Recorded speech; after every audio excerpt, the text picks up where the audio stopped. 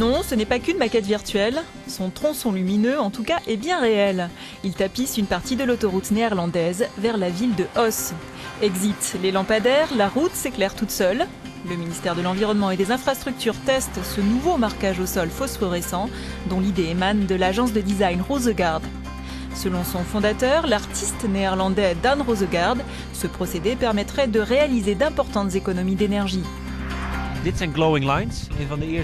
Glowing Lines est une des premières idées dans le cadre de l'autoroute intelligente. On a élaboré un type de peinture qui absorbe la lumière le jour et en restitue une partie la nuit. Donc ça fonctionne s'il y a suffisamment de soleil.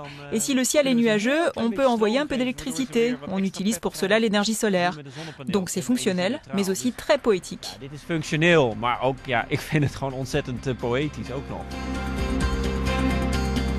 L'agence de design fourmille d'idées innovantes pour améliorer les infrastructures routières, comme un champ électrostatique qui pourrait aspirer le brouillard, ou encore une manière de produire de l'énergie à partir du passage des véhicules.